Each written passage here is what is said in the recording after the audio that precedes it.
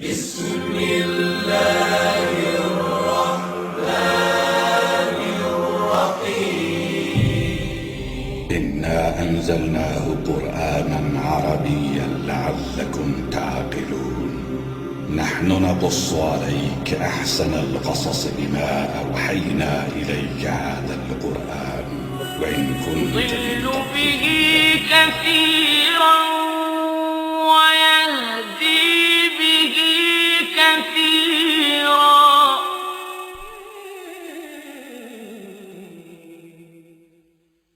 صلوا عليه وآله صلوا عليه وآله صلوا عليه. السلام علیکم ورحمۃ اللہ وبرکاتہ۔ تمام تعریف اس ذات اقدس کے لیے سزاوار ہے جس نے جمیع کائنات عوالم کو ان کی استعداد و قابلیت کے مطابق ظلمت عدم سے نور وجود میں لا کر اپنے کمالات اسمائی و صفاتی کے علم و شہود سے بہرمند کیا۔ درود و سلام ہو ذات مقدس سیدنا محمد مصطفیٰ احمد مجتبیٰ صلی اللہ علیہ وآلہ وسلم پر، جن کے دائرۂ عین جامع میں جمیع آیان کائنات کا ثبوت، وجود، ظہور و بطون ہے، اور درود و سلام ہو آپ کے آل اطہار پر جو آپ کے کمالات صفات جلال و جمال کے مجالی و مرائی یعنی آئینے ہیں، اور درود و سلام ہو آپ کے اصحاب اخیار پر جو آپ کے دین کے انوار کے مصابیح یعنی چراغ ہیں، اور تابعین و تبع تابعین تا قیام قیامت سب پر درود و سلام جاری و ساری و متوالی ہو۔ بعد حمد و صلوات کے نشا اسلامک کے ذریعے پروگرام یضل بہ کثیرا و یہدی بہ کثیرا دیکھنے والے ناظرین،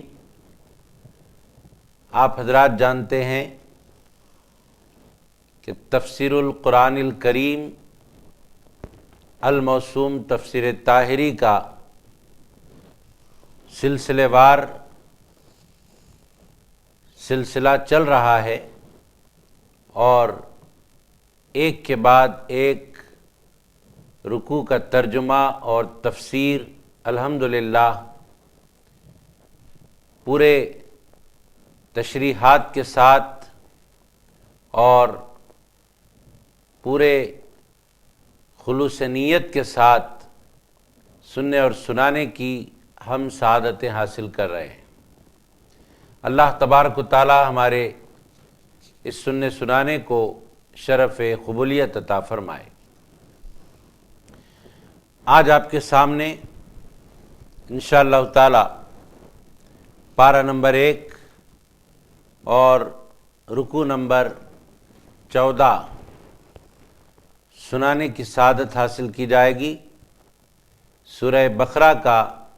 سلسلہ الحمدللہ جاری ہے۔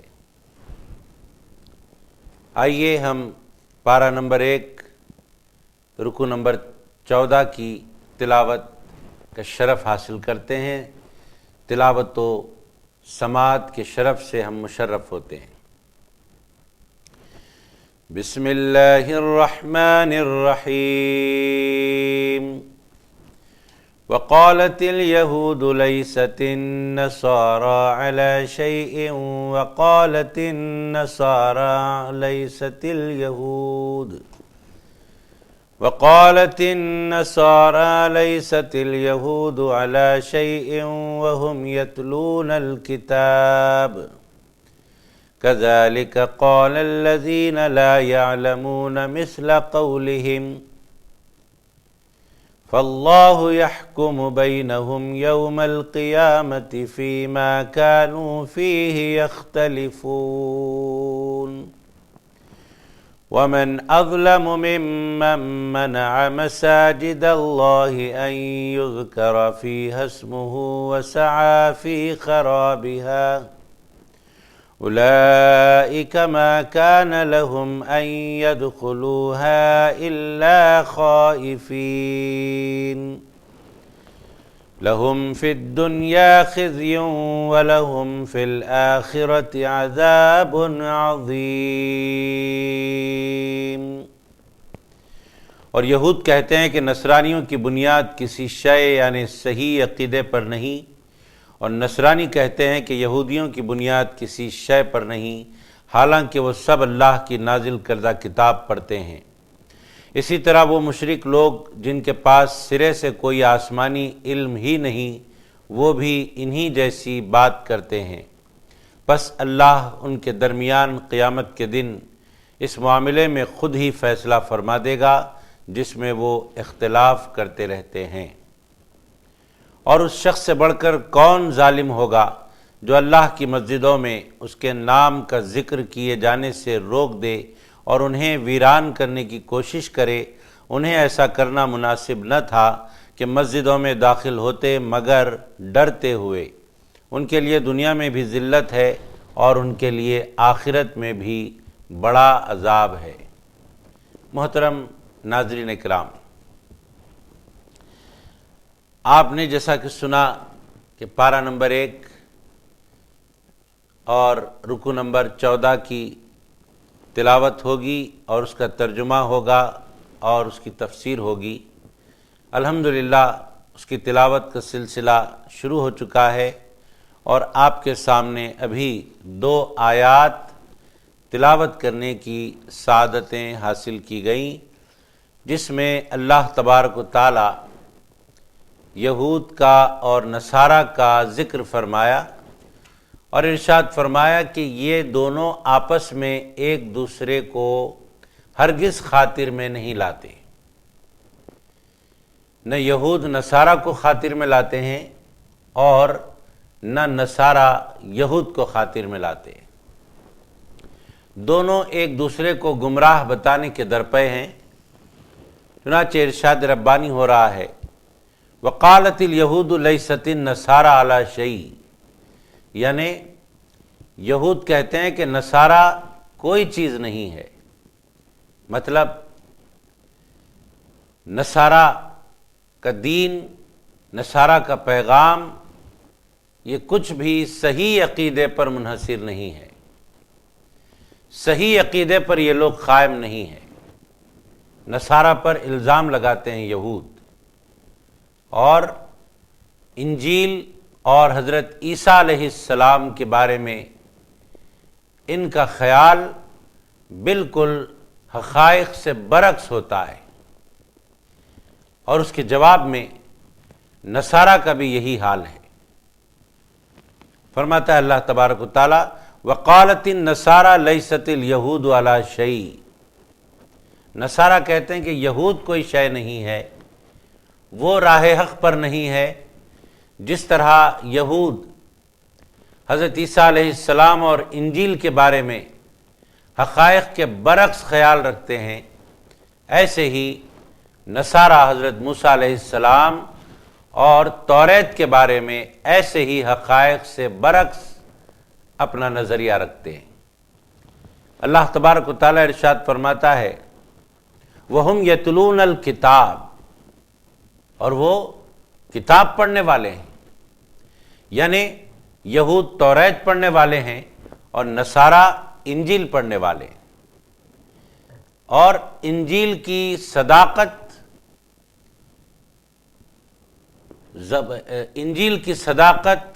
توریت میں ہے اور توریت کی صداقت انجیل میں ہے، یعنی توریت انجیل کی تصدیق کرتا ہے اور انجیل توریت کی تصدیق کرتی ہے۔ دونوں حالانکہ آسمانی کتابیں پڑھنے والے ہیں۔ جب توریت میں انجیل کی تصدیق آئی تو جتنے موسیٰ علیہ السلام کے ماننے والے یہود ہیں ان کو حضرت عیسیٰ علیہ السلام کا اور انجیل کا احترام کرنا چاہیے، اور جتنے انجیل پڑھنے والے ہیں عیسائی، وہ حضرت موسیٰ علیہ السلام اور توریت کا احترام کرنا چاہیے، اس لیے کہ ایک کتاب میں دوسری کتاب کی تصدیق آئی ہے۔ محترم ناظرین، اللہ تبارک و تعالی اس آیت میں یہود و نصارہ کا ذکر کرتے ہوئے مشرکین مکہ کا بھی ذکر کیا اور ارشاد فرمایا کذالک قال الذین لا یعلمون مثل قولہم، جس طرح یہود نصارہ کے بارے میں اور نصارہ یہود کے بارے میں اپنے غلط نظریات اور اپنے غلط خیالات کا اظہار کرتے ہیں، ایسے ہی مشرکین مکہ حضور پاک صلی اللہ علیہ وآلہ وسلم اور قرآن پاک کے بارے میں ایسی ہی باتیں کیا کرتے ہیں۔ خالق کائنات یہاں پر ارشاد فرماتے ہوئے ارشاد فرماتا ہے کہ یہ دنیا میں کیسی ہی باتیں کر لیں، یہ دنیا میں آپس میں ایک دوسرے کو کچھ بھی کہہ لیں، لیکن اللہ فرماتا ہے فَاللَّهُ يَحْكُمُ بَيْنَهُمْ يَوْمَ الْقِيَامَةِ، قیامت کے دن اس معاملے میں اللہ تبارک و تعالی ان کے درمیان خود ہی فیصلہ فرما دے گا، کانوا فیہ یختلفون، جس میں وہ اختلاف کیا کرتے ہیں، اختلاف کرتے رہتے ہیں۔ اس کے بارے میں اللہ تبارک و تعالی بروز قیامت فیصلہ فرما دے گا کہ کون حق پر تھے اور کون باطل، اور اس وقت جب اہل باطل جو دنیا میں باطل کی بولی بولا کرتے تھے، جب ان کو قیامت کے روز پتہ چلے گا کہ ہم غلط تھے، تو اس وقت ان کا ندامت کرنا انہیں کچھ کام نہ آئے گا۔ آگے اللہ تبارک و تعالیٰ نے ارشاد فرمایا اس بارے میں، جیسا کہ ہم نے اور آپ نے ابھی ترجمہ سنا کہ وَمَنْ أَظْلَمُ مِمَّنْ مَنَعَ مَسَاجِدَ اللَّهِ، اور اس شخص سے بڑھ کر کون ظالم ہوگا جو اللہ کی مسجدوں میں ان یذکر فیہا اسمہ، اللہ کے ذکر سے روکتا ہے، اللہ کے نام کا ذکر کیا جانے سے روکتا ہے اور انہیں ویران کرنے کے درپے ہے، وَسَعَىٰ فِي خَرَابِهَا، کہ اس کو خراب کرنے کی کوشش میں ہے۔ تو یہ کن لوگوں کا ذکر ہے، اور یہاں مساجد اللہ سے کون سی مسجدیں مراد ہیں، اور یہاں بالخصوص کون سی مسجد مراد لی گئی، اس کے بارے میں دو طرح کا شان نزول ہے۔ ایک شان نزول یہ کہ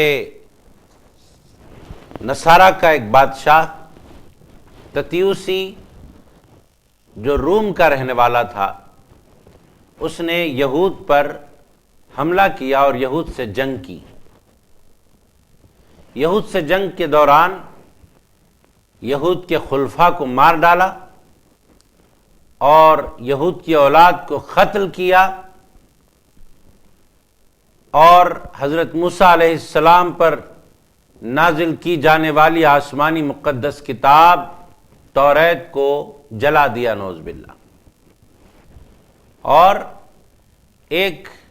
بری حرکت اس نے یہ کی کہ بیت المقدس جیسی مقدس جگہ کو اس نے خراب کیا، یعنی بیت المقدس میں خنزیر ذبح کر ڈالے، بیت المقدس جیسے تقدس والے مقام پر اس نے مردار پھینکے اور بیت المقدس کو اس نے ویران کر دیا۔ کون؟ نصارہ کا بادشاہ جو روم کا رہنے والا تھا، جس کا نام تتیوس تھا۔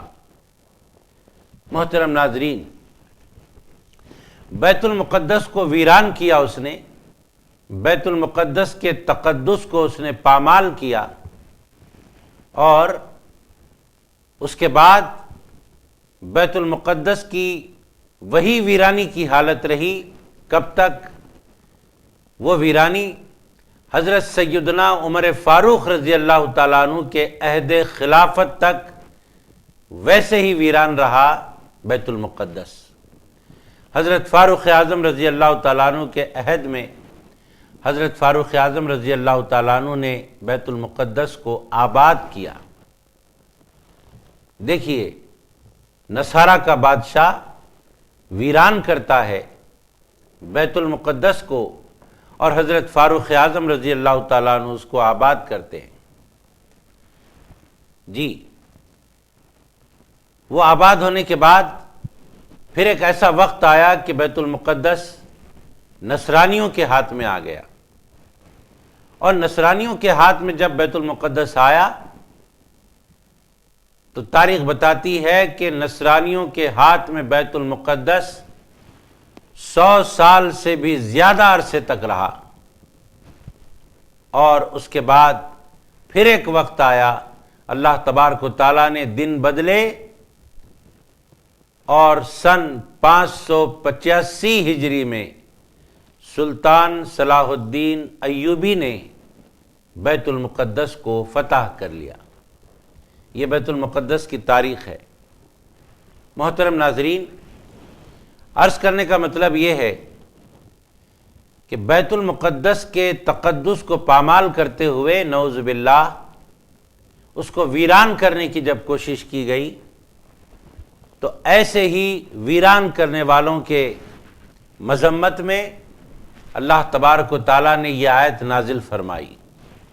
اور ارشاد فرمایا، اس شخص سے بڑھ کر ظالم اور کون ہوگا جو اللہ کی مسجدوں میں اس کے نام کا ذکر کیے جانے سے روک دے اور انہیں ویران کرنے کی کوشش کرے۔ ظاہر ہے کہ جب کسی مسجد میں ذکر کرنے والے روک دیے جائیں گے تو پھر وہ مسجد ویران ہو جائے گی۔ اور ایک شان نزول اس آیت مبارکہ کے بارے میں آیا ہے، اور وہ مشرکین عرب کے حق میں نازل ہوئی۔ وہ کیسے؟ مشرکین عرب نے بھی سرکار دو عالم صلی اللہ علیہ وآلہ وسلم کو مسجد حرام یعنی کعبۃ اللہ میں نماز ادا کرنے سے روکا تھا۔ اللہ کی عبادت کرنے سے مشرکین عرب نے بھی نبی آخر الزمان صلی اللہ علیہ وآلہ وسلم کو روکا تھا، اور اتنا ستایا تھا سرور کائنات صلی اللہ علیہ وآلہ وسلم اور آپ کے جانثار صحابہ اکرام رضوان اللہ علیہم اجمعین کو کہ ان مبارک ہستیوں کو مکہ معظمہ سے مدینہ طیبہ ہجرت کرنے کا وقت بھی آ گیا۔ یہ مشرکین عرب کا ظلم تھا، جس کے بیان کے بعد یہاں مشرکین عرب کے مسلمانوں پر ظلم کے بعد یہ آیت نازل ہوئی، اور اللہ تبارک و تعالیٰ نے ان ظلم کرنے والوں کے ظلم کو ظاہر فرمایا اور ان کی مذمت فرمائی۔ ہجرت کے 6 سال جب مسلمان مدینہ طیبہ سے مکہ معظمہ عمرے کے لیے آ رہے تھے، سرکار دو عالم صلی اللہ علیہ وآلہ وسلم کے ساتھ، تو مشرکین عرب، مشرکین مکہ نے مدینہ طیبہ سے آنے والے اس قافلے کو مقام حدیبیہ پر روک دیا تھا۔ اللہ کے گھر کعبۃ اللہ میں آنے سے انہوں نے روکا، اور یہ روکنا ایک بہت بڑا ظلم ہے قرآن پاک کے بیان کے مطابق، کہ اللہ کے گھر کو آنے سے اللہ کا ذکر کرنے والوں کو روکا جا رہا ہے۔ محترم ناظرین،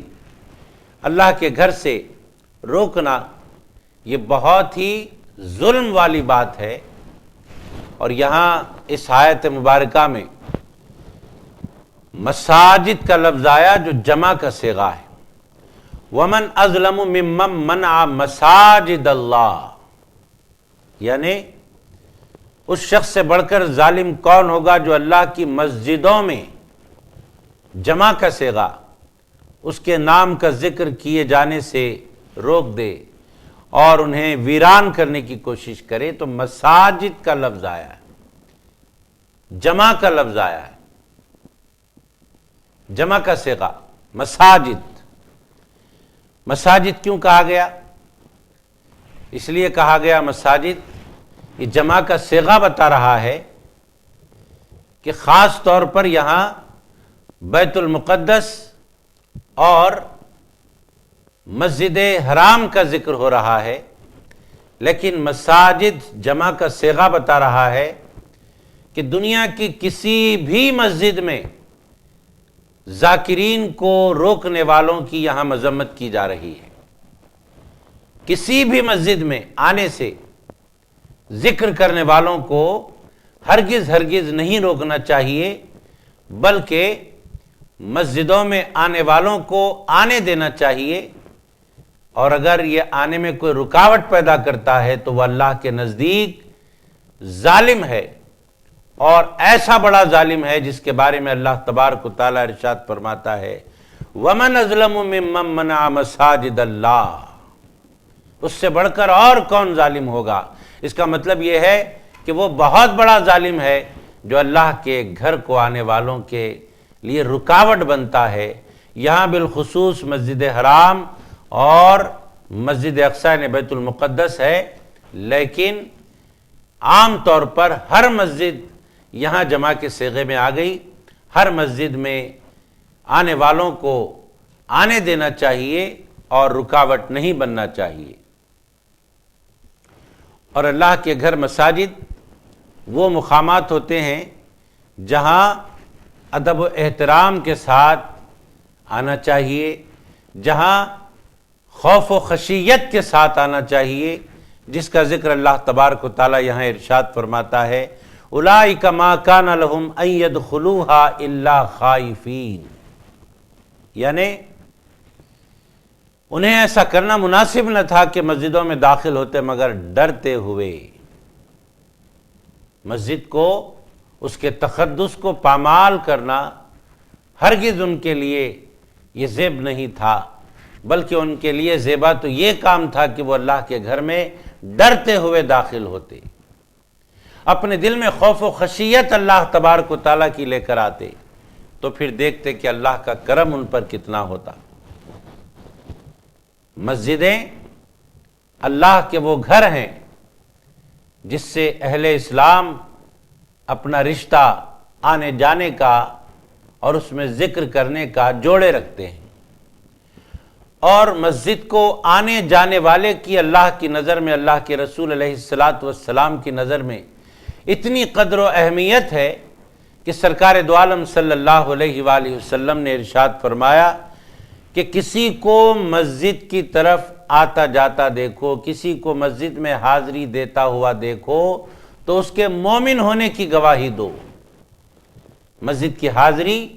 اتنی بڑی نعمت کا نام ہے۔ مومن وہ ہے جس کا دل مسجد میں اٹکا رہتا ہے، اور جو مسجد میں حاضری دیتا رہتا ہے، حاضری دینے کی عادت ہے کسی کو، تو ایسے شخص کے ایمان کی گواہی دینے کے بارے میں سرکار دو عالم صلی اللہ علیہ وآلہ وسلم نے ارشاد فرمایا۔ اور سیدنا علی مرتضیٰ رضی اللہ تعالیٰ عنہ ارشاد فرماتے ہیں کہ انسان کو 6 خصلتیں حاصل کرنا چاہیے۔ حضرت سیدنا علی مرتضیٰ رضی اللہ تعالیٰ عنہ نے ارشاد فرمایا کہ 6 خصلتیں حاصل کرو، جن میں 3 خصلتیں حضر کی ہیں اور 3 خصلتیں سفر کی ہیں۔ جب تم اپنے مقام پر رہو، جب تم حضر میں رہو تو 3 خصلتیں تمہارے اندر ہونا چاہیے، اور جب تم سفر میں رہو تو 3 خصلتیں تمہارے اندر ہونا چاہیے۔ تو اپنے مقام پر، اپنے وطن میں، حضر میں جب رہتے ہیں تو 3 خصلتیں کون سی ہونا چاہیے، جس کا بیان حضرت سیدنا علی مرتضیٰ رضی اللہ تعالیٰ عنہ نے فرمایا۔ نمبر 1، تلاوت قرآن۔ جب ہم اپنے مقام پر ہوں، جب ہم حضر میں ہوں، تو ایک ہماری خصلت یہ ہونی چاہیے کہ ہم کثرت سے تلاوت قرآن پاک کرتے رہیں۔ قرآن پاک کی تلاوت یہ بہت اچھی خصلت ہے، اور اتنی اچھی خصلت ہے کہ ایک ایک حرف پر اللہ تبارک و تعالی 10 نیکیاں عطا فرماتا ہے، ایک ایک حرف پر 10 نیکی۔ سرکار دو عالم صلی اللہ علیہ وآلہ وسلم نے ارشاد فرمایا الف لام میم 3 حروف ہیں، یہ ایک حرف نہیں ہوتا، 3 حروف ہیں۔ الف پر 10 نیکی، لام پر 10 نیکی، میم پر 10 نیکی ملیں گی۔ آپ اندازہ لگائیں کہ تلاوت قرآن کی کیسی برکتیں ہیں اور کتنی اچھی خصلت ہے جس کو اختیار کرنے کے لیے سیدنا علی مرتضیٰ رضی اللہ تعالیٰ عنہ نے فرمایا۔ اور دوسری اچھی خصلت جو حضر میں انسان کو اختیار کرنی چاہیے وہ یہ کہ مسجد کی حاضری، مسجد کی حاضری انسان کو لازم کر لینی چاہیے اپنے اوپر۔ اور تیسری خصلت جو اچھی ہے حضر میں وہ کیا؟ اللہ کے لیے کسی کو اپنا دوست بنا لینا، اللہ کی خاطر کسی کو اپنا دوست بنا لینا۔ کسی کو دوست بنانے میں دنیاوی کوئی غرض نہ ہو، خالص اللہ کو راضی اور خوش کرنے کے لیے کسی کو اپنا دوست بنا لینا، للہیت کی خاطر، اللہ کی خاطر، اللہ کو راضی کرنے کی خاطر، یہ 3 خصلتیں حضر میں انسان کو اختیار کرنی چاہیے۔ اور حدیث پاک میں آتا ہے، سرکار دو عالم صلی اللہ علیہ وآلہ وسلم ارشاد فرماتے ہیں کہ مومن کے 3 مضبوط قلعے ہوتے ہیں۔ ابھی سیدنا علی مرتضیٰ رضی اللہ عنہ کا فرمان ہم نے سنا حضر کے بارے میں، اس کی تائید میں حدیث پاک پیش کی جا رہی ہے۔ آقا دو جہاں صلی اللہ علیہ وآلہ وسلم نے ارشاد فرمایا مومن کے 3 مضبوط قلعے ہیں، ان میں سے پہلا قلعہ ذکر اللہ ہے، اللہ کا ذکر، اور دوسرا قرآن کی تلاوت ہے۔ قرآن پاک کی تلاوت مومن کے حق میں ایک مضبوط قلعہ ہے، اور تیسرا مسجد ہے جو مومن کے حق میں مضبوط قلعہ ہے۔ تو مومن کے یہ 3 مضبوط قلعے ہیں، تلاوت قرآن پاک، ذکر اللہ اور اللہ کا گھر مسجد۔ اللہ کے گھروں کی تعظیم و توقیر، اللہ کے گھروں کی پاکی و صفائی کا خیال رکھنا، اللہ کے گھروں کو آباد رکھنے کی کوشش کرنا، یہ اللہ والوں کے نصیب ہوتے ہیں، یہ اللہ والوں کی علامتیں ہوتی ہیں۔ اور ظالموں کی علامت یہ ہے کہ وہ مسجدوں کو ویران کرنے کے در پہ رہتے ہیں۔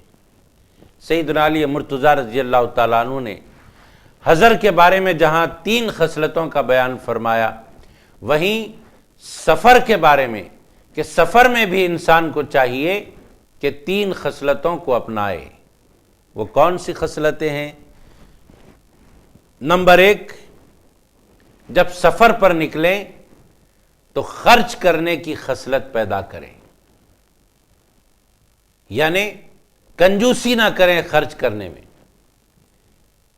ایسا بھی نہیں کہ بیجا خرچ کر رہے ہیں، بجا خرچ کرنے کے بارے میں بجا۔ حضرت سیدنا علی مرتضیٰ رضی اللہ تعالیٰ نے فرمایا کہ جب سفر پر نکلیں تو دل کھول کر خرچ کیا کرو، یہ اچھی خصلت ہے سفر میں۔ اور دوسرے، جب سفر پر نکلیں تو حسن اخلاق سے پیش آؤ ہر ایک کے ساتھ، ورنہ سفر میں بدمزگی ہو جاتی ہے۔ اگر سوء اخلاق سے کام لیا جاتا ہے تو بدمزگی ہو جاتی ہے سفر کی۔ لہذا جب سفر میں ہو تو حسن اخلاق سے پیش آئیں اپنے ساتھیوں کے ساتھ۔ اور تیسرا، سفر میں ہو تو خوش طبعی کو اختیار کریں، یعنی سفر میں ہنستے بولتے رہیں اور خوش طبع بن کر رہیں کہ اپنے ساتھیوں کے ساتھ سفر کے عالم میں اچھی اچھی باتیں کریں اور کسی سے ناراض نہ ہو اور کسی کو ناراض نہ کریں۔ اگر اپنے ساتھیوں سے کچھ ایسی ویسی بات ہو بھی جاتی ہے تو درگزر سے کام لیں۔ الغرض سفر کے عالم میں حضرت سیدنا علی مرتضیٰ رضی اللہ عنہ فرماتے ہیں کہ خوش طبعی سے کام لیا جائے، اس خصلت کو بھی اپنایا جائے۔ الغرض مسجدوں کی، اللہ کے گھروں کی آبادی کے لیے ذکر چل رہا تھا کہ ہر ایک کی یہ کوشش ہونی چاہیے کہ میں اللہ کے گھر کو آباد رکھوں، صاف صفائی کے ذریعے، جی مسجدوں میں خوشبو جلانے کے ذریعے، مسجدوں کو معطر کرنے کے ذریعے مسجدوں کی آبادی، مسجدوں میں سجدے کرتے ہوئے مسجدوں کو آباد رکھیں، اور مسجد میں کسی کے لیے رکاوٹ نہ بن کر مسجدوں کو آباد کرنے کی فکر کریں، کوشش کریں۔ ایسے بندے اللہ والے بندے ہوتے ہیں۔ اور جہاں تک مسجد اقصیٰ کی بات ہے، جہاں تک مسجد حرام کی بات ہے، جہاں تک مسجد نبوی شریف کی بات ہے، یہ تو دنیا کی سب سے بڑی مقدس اور متبرک مسجدیں ہیں، جہاں نماز ادا کرنا اور مسجدوں میں نماز ادا کرنے کے کئی گنا زیادہ ثواب کا باعث ہو جاتا ہے۔ ان مسجدوں میں نمازیں اور عبادت کرنے کا ثواب تو درکنار، وہ تو ہے ہی، عام مسجدوں سے کہیں زیادہ ثواب ہے ہی، لیکن یہاں ایک حدیث پاک آپ کے سامنے پیش کی جا رہی ہے، جس کو سننے کے بعد ہمیں اندازہ ہو جائے گا کہ ان بڑے مقدس مسجدوں کی کیفیت ہی کچھ اور ہے، ان کی مرتبت ہی کچھ اور ہے، ان کی خصوصیت ہی کچھ اور ہے۔ سرور کائنات صلی اللہ علیہ وآلہ وسلم نے ارشاد فرمایا، فخر موجودات صلی اللہ علیہ وآلہ وسلم نے ارشاد فرمایا کہ ثواب کی نیت سے اگر کوئی بیت المقدس کو دیکھ لیتا ہے، کیا کرتا ہے؟ ثواب کی نیت سے بیت المقدس میں عبادت، بیت المقدس میں نماز، بیت المقدس میں ذکر، وہ تو بہت بڑی بات ہوئی۔ اگر ثواب کی نیت سے کوئی بیت المقدس کا دیدار بھی کر لیتا ہے تو حدیث پاک میں آیا اس دیدار کرنے والے کو 1000 شہیدوں کا ثواب مل جاتا ہے، اس دیدار کرنے والے کو 1000 شہیدوں کا ثواب مل جاتا ہے۔ محترم ناظرین، اس خوشخبری کے ساتھ ساتھ سرور کون و مکان صلی اللہ علیہ وآلہ وسلم نے ایک اور خوشخبری دی، وہ یہ کہ مسجد اقصیٰ بیت المقدس کو محبت سے، عقیدت سے، ثواب کی نیت سے دیکھنے والے پر اللہ تبارک و تعالی آتش دوزخ کو حرام فرما دیتا ہے، اس کو جہنم کی آگ نہیں جلائے گی۔ محترم ناظرین، ایسی بڑی فضیلتیں ہیں ان مسجدوں کی، اور بیت المقدس کا یہاں ذکر آیا جس کو نصرانی بادشاہ نے ویران کیا،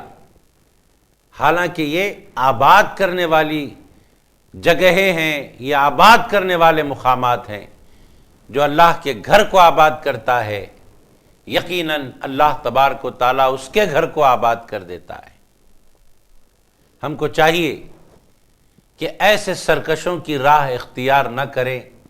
بلکہ اللہ والوں کی روش اختیار کریں، جن کی ہر لمحہ یہ خواہش و آرزو رہتی ہے کہ ہمارے ذریعے اللہ کا گھر آباد رہے۔ محترم ناظرین، آئیے اب اس کے بعد والی آیت ہم پڑھنے کی سعادت حاصل کرتے ہیں۔ بسم اللہ الرحمن الرحیم، وَلِلَّهِ الْمَشْرِقُ وَالْمَغْرِبُ فَأَيْنَمَا تُوَلُّوا فَثَمَّ وَجْهُ اللَّهِ إِنَّ اللَّهَ وَاسِعٌ عَلِيمٌ۔ اور مشرق و مغرب سب اللہ ہی کا ہے، پس تم جدھر بھی رخ کرو ادھر ہی اللہ کی توجہ ہے، یعنی ہر سمت ہی اللہ کی ذات جلوگر ہے، بے شک اللہ بڑی وسعت والا، سب کچھ جاننے والا ہے۔ محترم ناظرین، اس آیت مبارکہ میں بہت ہی بندے کو توجہ دینے کی ضرورت ہے، اور اس کا شان نزول جب آپ سنیں گے تو بات اور کھل کر سامنے آئے گی۔ قرآن کریم کی ایک آیت اللہ تبارک و تعالیٰ نے نازل فرمائی سرکار دو عالم صلی اللہ علیہ وآلہ وسلم پر۔ اس کے شان نزول کے بارے میں بیان فرمایا گیا کہ قال ربکم ادعونی استجب لکم۔ جب یہ آیت نازل ہوئی تو لوگوں نے عرض کیا یا رسول اللہ صلی اللہ علیہ وآلہ وسلم، یہ جو آیت کا نزول ہوا ہے جس کے معنی ہے تمہارا رب فرماتا ہے کہ مجھ سے دعا مانگو میں قبول کروں گا، سرکار آپ یہ بتائیے کہ ہم کہاں جا کر اللہ سے دعا مانگیں، وہ کون سا مقام ہے جہاں جا کر اللہ سے دعائیں مانگنا ہے۔ اللہ تبارک و تعالیٰ نے یہ آیت نازل فرما دی اور ارشاد فرمایا وَلِلَّهِ الْمَشْرِقُ وَالْمَغْرِبُ، مشرق و مغرب سب اللہ ہی کا ہے، فَأَيْنَمَا تُوَلُّوا فَثَمَّ وَجْهُ اللَّهِ، تم جدھر رخ کرو بس اللہ تبارک و تعالیٰ کی توجہ تمہاری طرف ہے، جدھر بھی تم رخ کرو ہر سمت اللہ کی ذات جلوگر ہے، بس جدھر بھی رخ کرو ادھر اللہ ہی اللہ ہے۔ محترم ناظرین، یہاں ایک بات مسئلے کی ہمیں سمجھ میں آ جاتی ہے۔ وہ مسئلہ کیا ہے؟ وہ مسئلہ یہ ہے کہ نماز کے بعد ہمارا طریقہ ہے فجر اور عصر کی نماز کے بعد ہم قبلہ رو جب نماز ادا کرتے ہیں تو نماز کے بعد فجر اور عصر کے بعد چونکہ سنت نماز نہیں ہوتی اس لیے تھوڑا طویل دعا کرنا چاہتے ہیں اور اپنے رخ کو کعبۃ اللہ سے بدل کر تھوڑا سا یا تو مصلیوں کی طرف ہم اپنا رخ کر لیتے ہیں، یعنی ہماری مسجدوں کے ائمہ نماز کے بعد فجر اور عصر کی نماز کے فرض نماز کے بعد جب جماعت سے نماز ہوتی ہے یا تو مصلیوں کی جانب امام صاحب اپنا رخ کر کے بیٹھ جاتے ہیں دعا کے لیے، یا پھر مدینہ طیبہ کی طرف اپنا رخ کر کے بیٹھ جاتے ہیں دعا کے لیے۔ یہ دو سمتوں کو ائمہ مساجد ہمارے دعا کے لیے پلٹ جاتے ہیں، دو سمتوں کی طرف، کہیں مدینہ طیبہ کی طرف پلٹ جایا کرتے ہیں اور کسی مسجد میں مصلیوں کی طرف پلٹ جایا کرتے ہیں۔ تب یہاں پر ایک سوال پیدا ہوتا ہے کہ بھائی جب نماز کعبۃ اللہ کی طرف رخ کر کے ہم نے ادا کی تو پھر دعا بھی کعبۃ اللہ کی طرف ہی رخ کر کے کرنا چاہیے، کعبے کے سوا کسی اور طرف، قبلے کے سوا کسی اور طرف رخ کر کے ہمیں دعا نہیں کرنا چاہیے۔ کچھ لوگ یہ اعتراض کر بیٹھتے ہیں۔ یہاں پر اس آیت مبارکہ کو دلیل بنا کر، اس شان نزول کو میں دلیل بنا کر یہ عرض کرنا چاہتا ہوں کہ دیکھیے ایک جملے میں بات سمجھ لیجئے، وہ یہ کہ نماز ادا کرنے کے لیے قبلے کی شرط لگائی گئی لیکن دعا کے لیے قبلے کی شرط نہیں لگائی گئی۔ نماز کی ادائی کے لیے قبلے کی شرط ہے، دعا کے لیے قبلے کی شرط نہیں ہے۔ جب ہم نماز پڑھنا چاہتے ہیں تو قبلے کی طرف رخ کرنا شرائط نماز میں ہے، اور جب ہم دعا کرنا چاہتے ہیں تو قبلے کی طرف متوجہ ہونا لازم نہیں ہے، جدھر چاہیں ہم اپنا رخ کر کے دعا کر سکتے ہیں، کیونکہ ہر طرف اللہ ہی اللہ ہے۔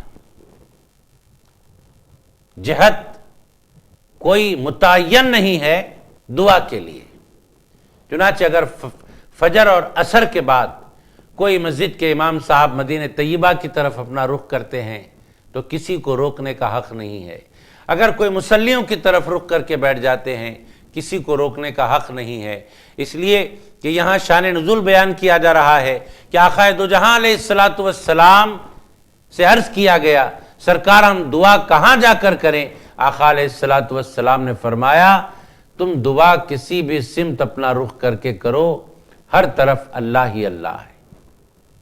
فَأَيْنَمَا تُوَلُّوا فَثَمَّ وَجْهُ اللَّهِ، اللہ ہی اللہ۔ یہ عام لوگوں کے بس کی بات نہیں کہ ہر طرف اللہ کے جلوے عام آدمی کو دکھائی دیں۔ ہاں ایک مقام ہوتا ہے، وہ ایک مرتبہ ہوتا ہے، وہ جب سالک مرید جب اس مرتبے پر پہنچ جاتا ہے، اہل طریقت جو اپنی روح پر محنت کرنے والا ہے، جو اپنے قلب پر محنت کرنے والا ہے، جو کسی شیخ کامل سے وابستہ ہو کر طریقت کی راہ چلنے والا ہے، اللہ تبارک و تعالی سارے پردے جو حائل رہتے ہیں وہ سارے پردے ہٹا دیتا ہے، اور حقیقت پر نظر جاتی ہے سالک کی، تب اسے سمجھ میں آتا ہے کہ ہر طرف اللہ ہی اللہ کیسے ہے۔ حضرت جنید بغدادی رحمۃ اللہ علیہ جو بڑے پائے کے بزرگ گزرے ہیں، وہ ارشاد فرماتے ہیں کہ 30 سال سے آج میرا یہ حال ہے کہ میں جدھر دیکھتا ہوں مجھے خدا کے جلوے نظر آتے ہیں۔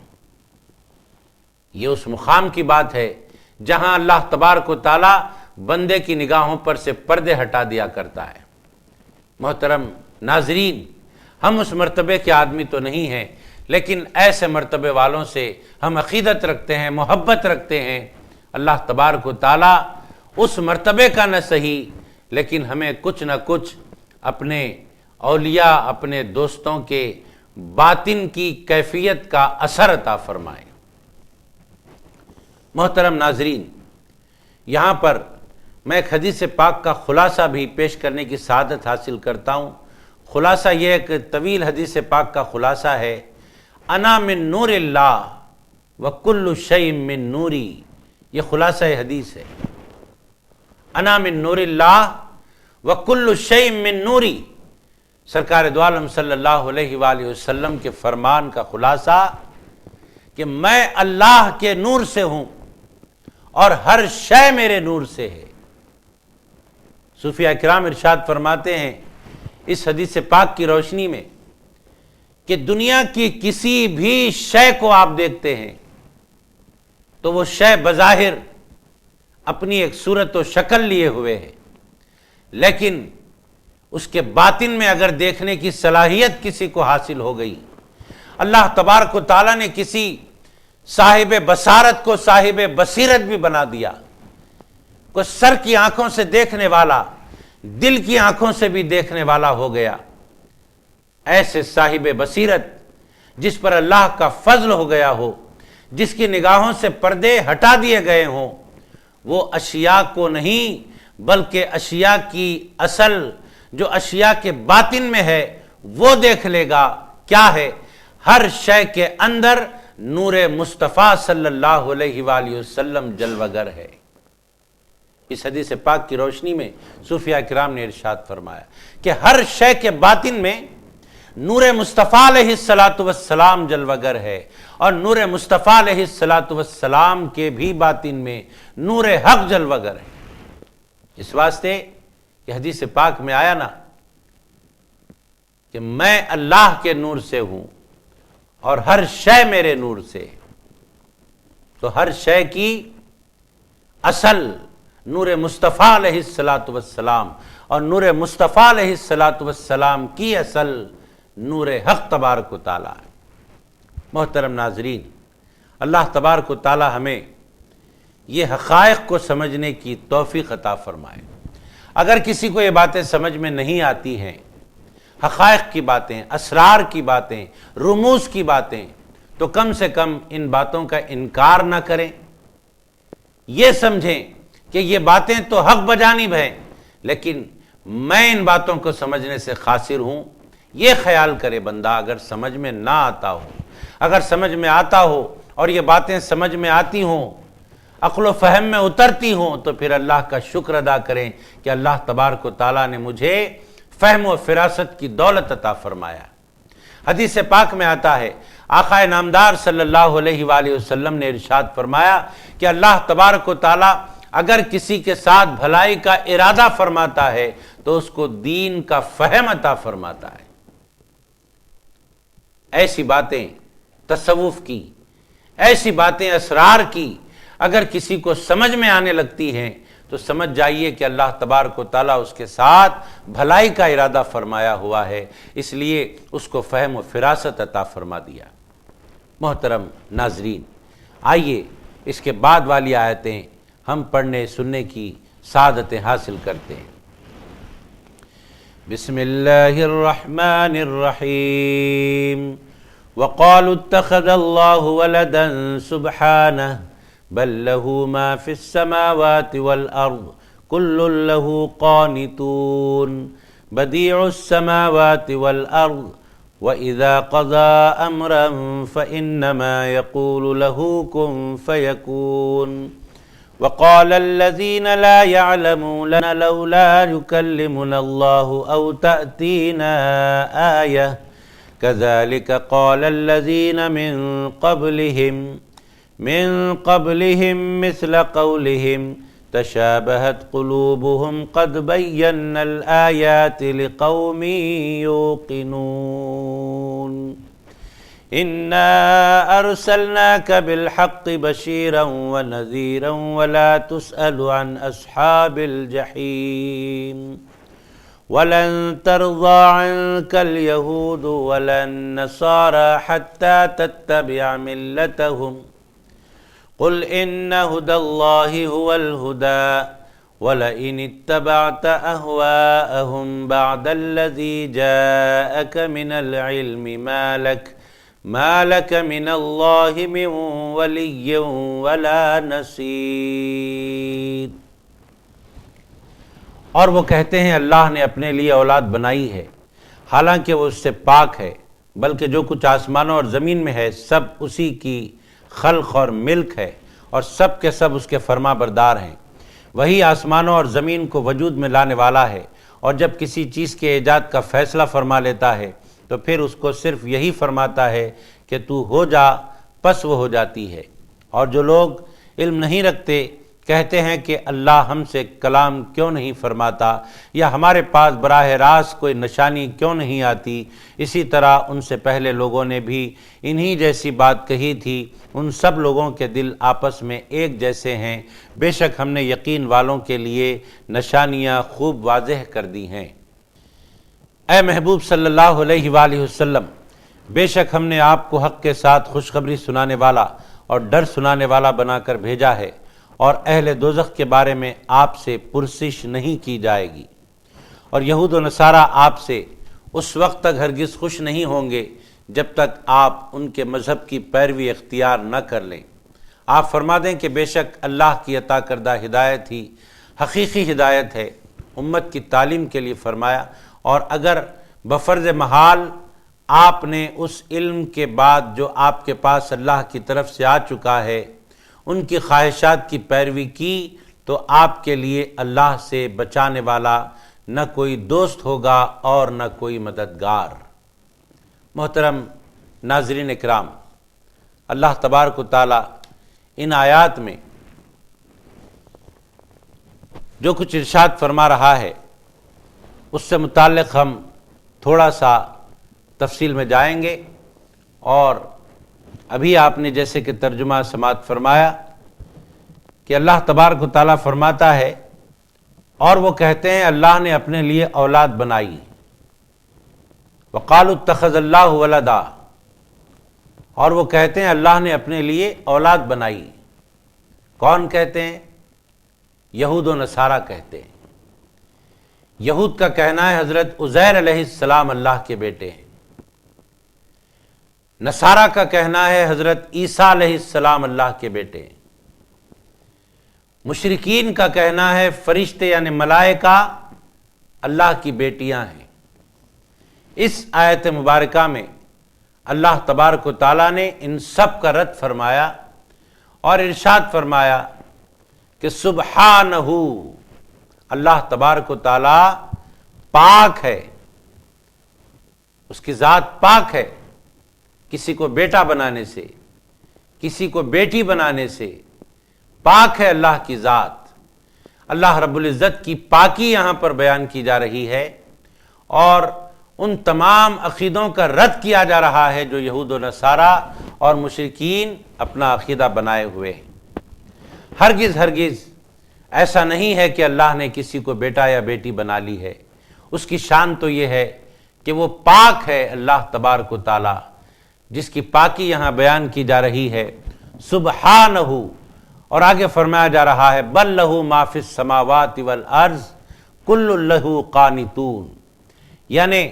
جو کچھ آسمان اور زمین میں ہے سب اسی کی خلق یعنی پیدا کی ہوئی چیزیں ہیں اور اسی کی ملک یعنی اسی کی ملکیت ہے، اور سب کے سب اس کے فرما بردار ہیں۔ محترم ناظرین، ہرگز ایسا عقیدہ درست نہیں کہ اللہ نے کسی کو بیٹا بنا لیا، جبکہ یہود و نصارہ کا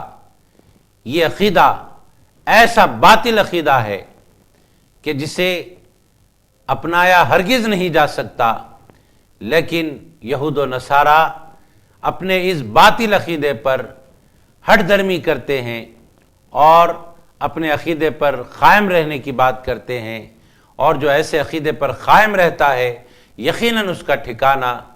جہنم ہو جاتا ہے۔ سرکار دو عالم صلی اللہ علیہ وآلہ وسلم نے ارشاد فرمایا، جو میری طرف جھوٹ کو منسوب کرے یقیناً وہ جہنمی ہے۔ اللہ تبارک و تعالیٰ کا معاملہ دیکھیے، ارشاد فرماتا ہے کہ بنی آدم نے میری طرف جھوٹ کو منسوب کیا۔ جب سرکار کی طرف جھوٹ کو کوئی منسوب کرتا ہے وہ جہنمی ہے، تو پھر اس کا ٹھکانہ جہنم نہیں تو اور کیا ہوگا؟ جو اللہ پر جھوٹ باندھتا ہے، افترا باندھتا ہے۔ اللہ تبارک و تعالی ہم سب کو ایسی ہر بات سے محفوظ رکھے جس سے اللہ اور اس کے رسول ناراض ہوتے ہوں، اور ہر ایسی بات کرنے کی ہمیں توفیق عطا فرمائے جس سے اللہ اور اس کے رسول راضی ہوتے ہوں۔ غلط عقیدوں سے ہمیں اور ہماری نسلوں کو محفوظ فرمائے۔ آئیے ہم آگے کی آیت پڑھنے کی سعادتیں حاصل کرتے ہیں اور اللہ تبارک و تعالیٰ کی رحمتوں سے مالا مال ہوتے ہیں۔ اللہ تبارک و تعالیٰ کی رحمت جس بندے پر ہو جاتی ہے سمجھ لیجئے کہ دونوں جہاں میں اس کا بیڑا پار ہو جاتا ہے۔ بسم اللہ الرحمن الرحیم الذین آتیناہم الکتاب یتلونہ حق تلاوتہ اولئک یؤمنون بہ ومن یکفر بہ فاولئک هم الخاسرون۔ ایسے لوگ بھی ہیں جنہیں ہم نے کتاب دی، وہ اسے اس طرح پڑھتے ہیں جیسے پڑھنے کا حق ہے، وہی لوگ اس کتاب پر ایمان رکھتے ہیں، اور جو اس کا انکار کر رہے ہیں سو وہی لوگ نقصان اٹھانے والے ہیں۔ محترم ناظرین، اس سے پہلی والی آیت میں اللہ تبارک و تعالیٰ نے ارشاد فرمایا تھا کہ اگر آپ نے اس علم کے باوجود جو آپ کے پاس آ چکا ہے یہود و نصارہ کی خواہشات کی پیروی کی، تو آپ کے لیے اللہ سے بچانے والا نہ کوئی دوست ہوگا اور نہ کوئی مددگار۔ یہاں دراصل مسلمانوں سے خطاب ہے، بظاہر سرکار علیہ السلام سے خطاب ہو رہا ہے، لیکن اصل میں یہ مسلمانوں سے خطاب ہے کہ اے اہل اسلام، اے اہل ایمان، تم یہود و نصارہ کی روش چلو گے تو پھر تمہیں کوئی بچانے والا نہ ہوگا، تمہارا کوئی مددگار نہیں ہوگا، تمہارا کوئی دوست نہیں ہوگا۔ اس کے بعد والی آیت مبارکہ جو ابھی میں نے آپ کے سامنے پڑھی اور اس کا ترجمہ بھی سنانے کی سعادت حاصل کیا، جس میں اللہ تبارک و تعالیٰ ارشاد فرماتا ہے کہ ایسے لوگ بھی ہیں جنہیں ہم نے کتاب دی، وہ اسے اس طرح پڑھتے ہیں جیسے پڑھنے کا حق ہے، وہی لوگ اس کتاب پر ایمان رکھتے ہیں۔ اس سے کون مراد ہیں؟ اس سے بنی اسرائیل کے وہ نیک لوگ مراد ہیں جو توریت کو اس طرح سے پڑھتے ہیں جیسے پڑھنے کا حق ہے۔ یعنی سرکش اور نافرمان بنی اسرائیل تو وہ ہیں جو توریت میں تحریف کر دیتے ہیں، توریت کو بدل دیتے ہیں، لیکن کچھ بنی اسرائیل ایسے بھی ہیں توریت کو ماننے والے جو اس کا حق ادا کرتے ہیں، یعنی اس کے احکام پر عمل کرتے ہیں، اور اس میں نعت مصطفیٰ صلی اللہ علیہ وآلہ وسلم، اوصاف مصطفیٰ علیہ السلام جو بیان کیے گئے ہیں اس کو حق جان کر حق مانتے ہیں، اور توریت میں جو سرکار علیہ السلام کے بارے میں تعریف و توصیف بیان کی گئی اس کے مطابق اتباع مصطفیٰ علیہ الصلاۃ والسلام میں آ جاتے ہیں اور سرکار کے دست حق پرست پر ایمان قبول کرتے ہوئے آقا علیہ الصلاۃ والسلام کے سچے جانثار ہو جاتے ہیں۔ ایسے ہی بندوں کی اس آیت مبارکہ میں تعریف کی جا رہی ہے اور فرمایا جا رہا ہے الذین آتیناہم الکتاب یتلونہ حق تلاوتی، کہ وہ توریت کا حق ادا کرنے والے ہیں، اولئک یؤمنون بہ، اور یہی ایمان والے ہیں۔ اس کے بعد انکار کرنے والوں کے بارے میں آ رہا ہے وَمَن یکفر بہ فَأُولَئِکَ هُمُ الْخَاسِرُونَ، اور جو اس کا انکار کرتے ہیں اور جو اس کا انکار کر رہے ہیں تو وہی لوگ نقصان اٹھانے والے ہیں۔ محترم ناظرین، اس آیت مبارکہ میں بنی اسرائیل کے ان نیک لوگوں کا ذکر ہوا جو توریت کو اس کا حق ادا کرتے ہوئے پڑھتے ہیں اور اس میں تحریف نہیں کرتے، اس میں تبدیلی نہیں لاتے، بلکہ اس کے معنی کو سمجھتے بھی ہیں، مانتے بھی ہیں، اور ارشاد ربانی پر جو توریت میں لکھا ہے اس کو مانتے ہوئے سرکار علیہ الصلاۃ والسلام کے دامن مقدس سے وابستہ ہو جاتے ہیں۔ یہ کون لوگ ہیں؟ ان کے دلوں میں آخرت کی محبت ہوتی ہے، ان کے دلوں میں دنیا کی محبت اور دنیا کی لالچ نہیں ہوتی، کیونکہ بندے دو قسم کے ہوتے ہیں، ایک وہ جو نفس کی سننے والے اور ایک وہ جو اللہ کی محبت سے سرشار رہتے ہیں۔ نفس کی سننے والے کچھ ہوتے ہیں اور کچھ طالب مولا ہوتے ہیں۔ جو نفس کی سننے والے ہوتے ہیں وہ نقصان اٹھانے والے ہوتے ہیں، اور جو طالب مولا ہوتے ہیں وہ اللہ تبارک و تعالیٰ کو پانے والے ہوتے ہیں، اس کی رضا و خوشنودی حاصل کرنے والے ہوتے ہیں۔ محترم ناظرین کرام، جو اللہ تبارک و تعالیٰ کی طرف اپنے آپ کو متوجہ کرتا ہے، جو طالب مولا ہوتا ہے، جو طالب عقبہ ہوتا ہے، یقیناً اللہ تبارک و تعالیٰ کا فضل و انعام اس بندے پر ہو جاتا ہے۔ جس کا عقیدہ سچا ہوتا ہے، جس کے دل میں ایمان کی دولت ہوتی ہے، وہ اپنے دل میں ایمان کی دولت لے کر جب یاد الہی کرتا ہے تو پھر ایک ایک لمحہ اس کے لیے یاد الہی کا باعث رحمت اور باعث برکت اور باعث رضا بن جاتا ہے، اور اللہ تبارک و تعالیٰ اپنے فضل و کرم سے اس پر انعام و اکرام کی بارش نازل فرما دیتا ہے۔ وہ لوگوں میں بڑا معزز و مکرم ہو جاتا ہے اور اللہ کے نزدیک بھی اس کی بڑی قدر ہو جاتی ہے۔ اس کا ایک ایک عمل اللہ تبارک و تعالیٰ کئی گنا زیادہ ثواب دے کر اس کے نامہ اعمال میں درج فرما دیتا ہے۔ چنانچہ حدیث پاک میں آتا ہے کہ ایک بار جب سچا عقیدہ لے کر اللہ کی تسبیح پڑھی جائے، یعنی سبحان اللہ پڑھا جائے، ایک بار سبحان اللہ پڑھا جائے، تو جانتے ہو حدیث پاک میں سرور کائنات صلی اللہ علیہ وآلہ وسلم نے کتنے بڑے ثواب کی خوشخبری دی۔ ارشاد فرمایا آقا علیہ الصلوۃ والسلام نے کہ یہ جو پوری دنیا ہے، اتنی بڑی دنیا جائیں، اور اس دنیا میں جتنے لوگ رہتے ہیں ایسی 10 آبادیاں اور ہو جائیں، اور ایک بار اخلاص کے ساتھ دولت ایمان کے ساتھ سبحان اللہ پڑھ لیا جائے اور اس کا ثواب تقسیم کیا جائے تو ایسی 10 دنیا کے لوگوں تک اس کا ثواب پہنچایا جا سکتا ہے۔ ہر ایک کو اس کا ثواب مل سکتا ہے۔ اگر تقسیم کیا جائے تو کتنا زیادہ ثواب ہے ایک بار سبحان اللہ کہنے کا۔ شرط کیا ہے؟ شرط یہ ہے کہ دل میں ایمان کی دولت ہو، شرط یہ ہے کہ دل میں اخلاص کی دولت ہو۔ محترم ناظرین کرام، ہم کو چاہیے کہ جو کچھ پڑھا جا رہا ہے، جو کچھ سنا جا رہا ہے، جو کچھ سنایا جا رہا ہے،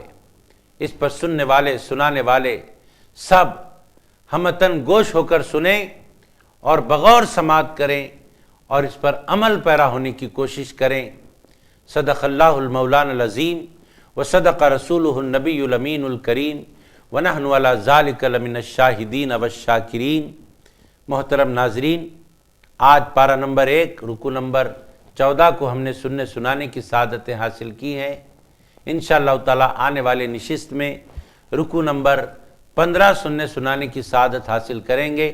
وصلی اللہ تعالی علی خیر خلقہ ونور عرشہ سیدنا محمد وعلی آلہ واصحابہ اجمعین والحمد للہ رب العالمین۔